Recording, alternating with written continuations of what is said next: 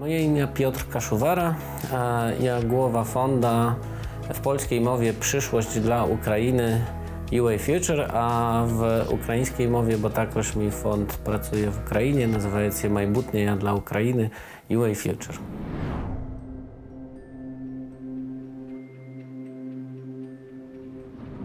Ja do wojny, zaraz jaka poczęła się w lutym 2022 roku, ja pracował w Polsce jako żurnalista. Також był wojenny korespondent tu w Ukrainie od 2016 roku. A z początku tej wojny poczęło się, że ja stał się wolonterem.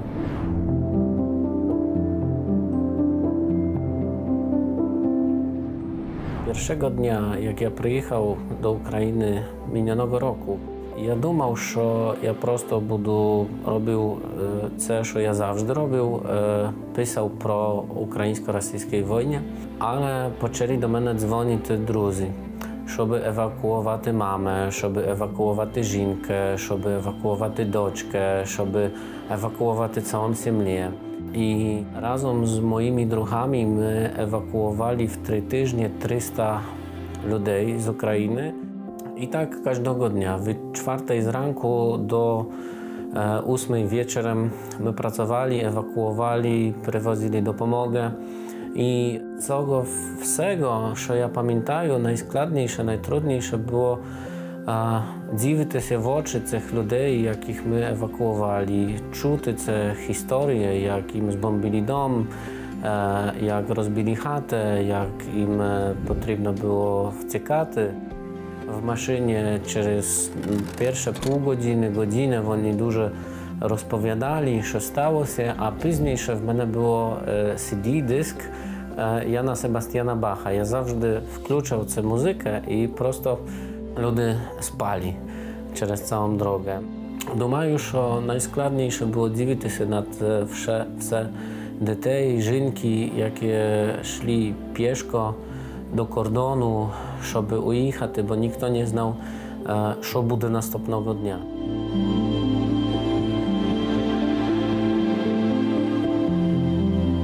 No i później potrzebno сказати, że wszystko było składniejsze i składniejsze, bo my zaczęli dopomagać nie tylko na kordonie, jak z początku, ale my podumali, że potrzebna dopomoga będzie na pierwszej linii fronta.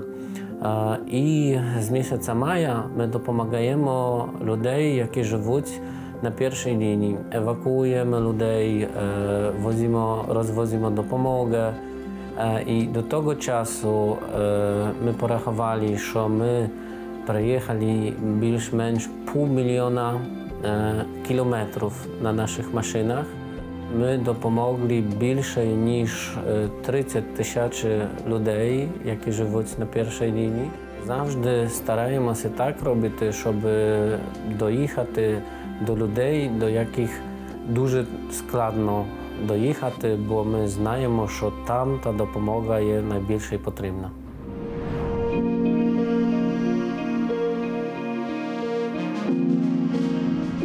Ja nie znam odpowiedzi na te pytania. Prosto, jak ja pierwszy raz pospółkował się z ludźmi, jakim była potrzebna dopomoga, z tego czasu mnie дуже trudno це залишити. Może dlatego, że mój dziaduszka zawsze mnie kazał, że ludziom potrzebno dopomagać. Jakby nie było, to taka najważniejsza misja w życiu, żeby dopomagać ludziom, jakim potrzebna dopomoga.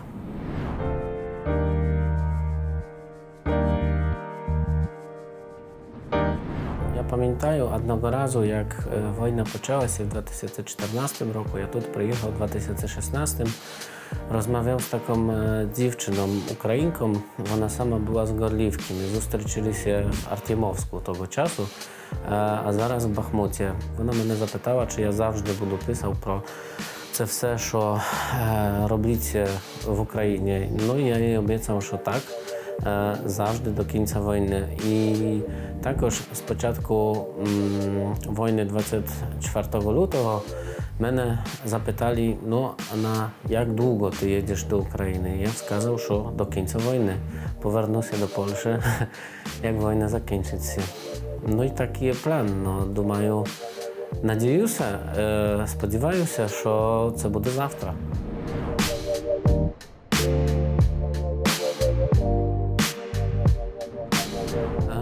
Наш фонд, який ми створили, він зараз займається допомогою, евакуацією, ну і всім, що потрібно в часі війни. Але також у нас є записано, щоб ми будували nowe relacje, nowe stosunki między Polską i Ukrainą. Також, щоб показувати, яка є наша спільна історія і яка може бути наша спільна майбутнє. Я би дуже хотів, щоб війна була для Польщі і для України таким новим початком, так можна сказати. Це не кінець, бо як буде перемога, це буде тільки для нас початок.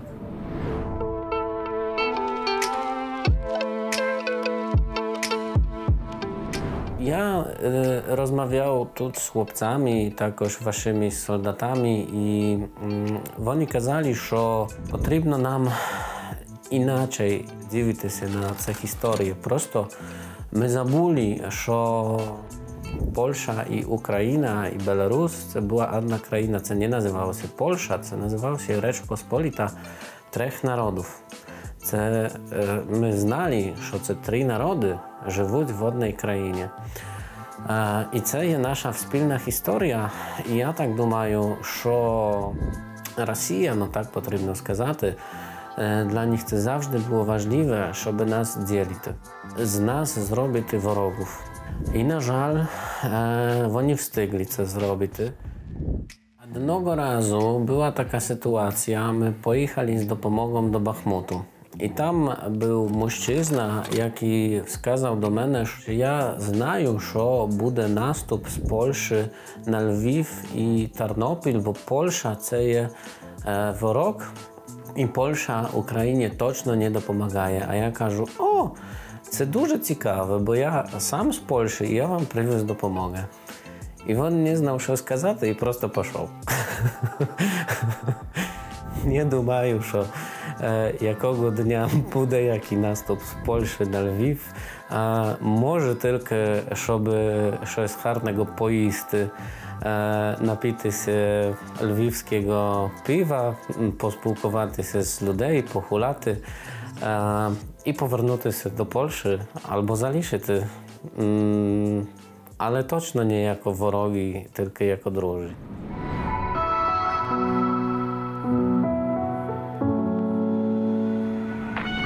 Mama, moja babusia, no cała moja sім'я, вони не дуже раді, що я тут в Україні, але вони розуміють, що це, що ми з моїм фондом робимо, це дуже важлива справа, це дуже важлива місія. Спочатку вони мене дуже часто казали, що давай, повертайся до Польщі, а зараз вони мене кажуть просто щасливого, тримайся. My z tobою, все буде добре, бо вони знають, що просто я тут буду, так, і що би вони не казали, також краще мені допомогти, ніж мені казати такі речі, бо це не має сенсу.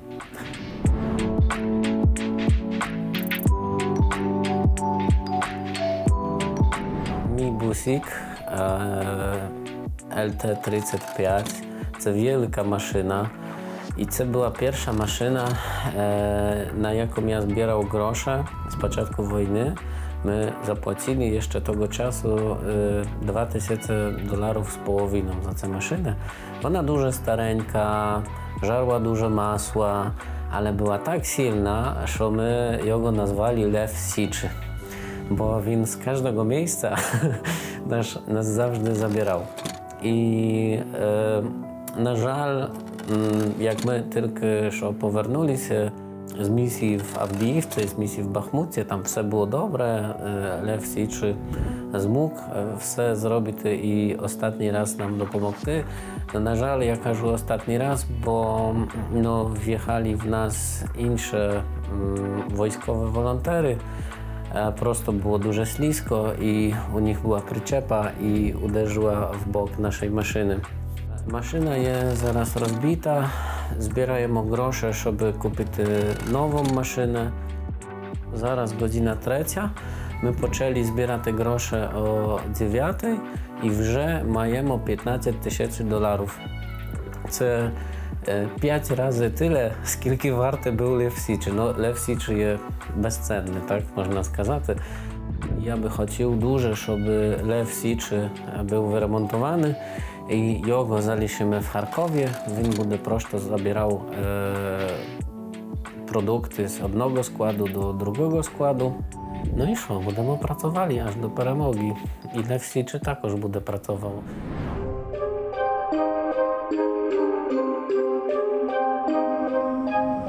Кожен totalitaryzm, taki jaki jest zaraz w Białorusi, taki jak zaraz jest w Rosji, taki jaki był w Niemczech, раніше, це є просто диявол на землі. Я побачив Лаврę Świętogórską. W мене просто była taka karta z II wojny światowej w Polsce. No te budynki tak rozbite, że no, це trudno zrozumieć, dlaczego tak tam все є просто zrównane z ziemią.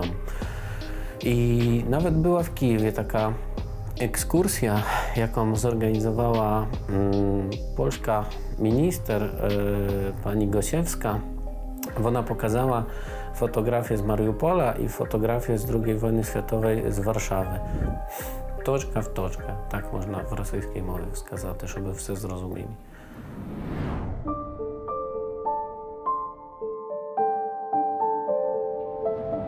Це є дуже проблем, бо нам це неможливо зрозуміти, що він хоче. Я думаю, що це була така дуже помилка також з початку війни в Європі, ну, по всім світі, що ми по нашій голові, по нашій думці хотіли зрозуміти, який є його ціль. Бо можливо, що як ми йому дали, це він би сказав, добре, все, дякую, це був мій ціль. Але ми того не знаємо. Може він хоче взяти просто ваші території, бо для нього може важливі ресурси, а не людей, не будинки. Ми можемо це побачити зараз також і в Маріуполі, тут недалеко, в Бахмуті. Далі трішки, як поїдемо, це 150 кілометрів просто руїн. Від Слов'янська до Харкова, все села там побите. Ну то який це може бути ціль? Просто знищити і убити максимальну кількість людей. Я іншого цілу в цим всім не бачу.